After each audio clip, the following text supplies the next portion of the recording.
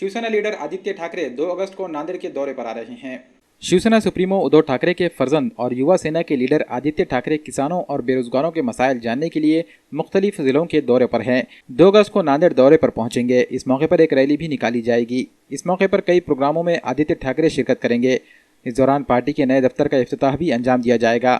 एक press conference में party जिम्मेदारों ने आदित्य ठाकरे के दौरे की तफसीलात से मीडिया को वाकिफ करवाया।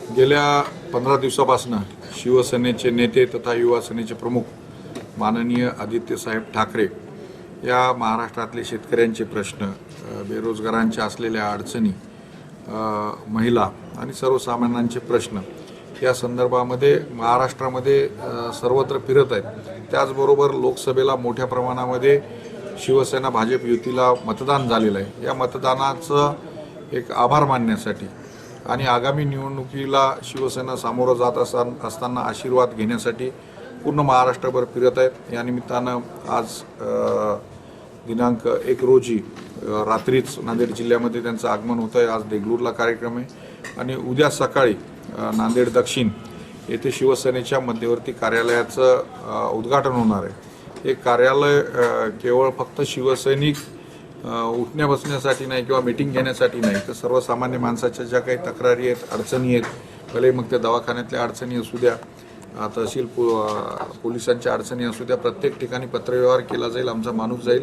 तर त्या अशा अद्ययावत कार्यालयाचं, स्वतःच्या मालकीच्या कार्यालयाचं उद्घाटन उद्या माननीय आदित्यसाहेब ठाकरे यांच्या हस्ते होणार आहे। त्याचबरोबर मागील अर्थसंकल्पामध्ये 80 कोटी रुपये खर्च करून आपण नांदेड दक्षिण भागासाठी नांदेड, हिंगोली आणि परभणी तिन्ही जिल्ह्यांना जोडणारा मोहनपुरा बेटसांगवी इथला पूल मंजूर करून घेतलेला होता। या पुलाचं भूमिपूजन सोहळा राहिलेला होता। या निमित्तानं कोनशिलेचं अनावरण आणि भूमिपूजन सोहळा हा माननीय आदित्यसाहेब ठाकरे यांच्या हस्ते होणार आहे। या कार्यक्रमाला या नांदेड जिल्ह्याचे पालकमंत्री माननीय रामदासभाई कदम, शिवसेनेचे मराठवाड्याचे आमचे नेते माननीय चंद्रकांत खैरे, माननीय मंत्री अर्जुन भाऊ खोतकर आणि नांदेडमधील खासदार माननीय प्रतापराव पाटील चिखलीकर, माजी खासदार, माजी मंत्री माननीय भास्करराव दादा पाटील खतगावकर, माजी केंद्रीय मंत्री माननीय सूर्यकांताताई पाटील, शिवसेनेचे आमदार सन्माननीय सुभाषराव साबणे, नागेशदादा पाटील,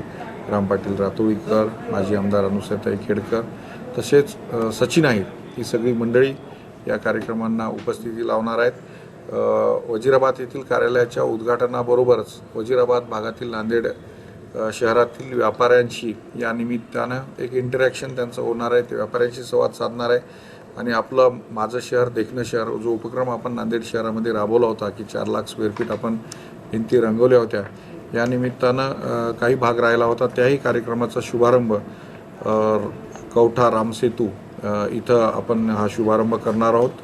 तर या निमित्तानं रस्त्यामध्ये अनेक ठिकाणी शेतकरी आणि विविध घटकांशी माननीय उद्धवसाहेब ठाकरे संवाद साधणार आहेत।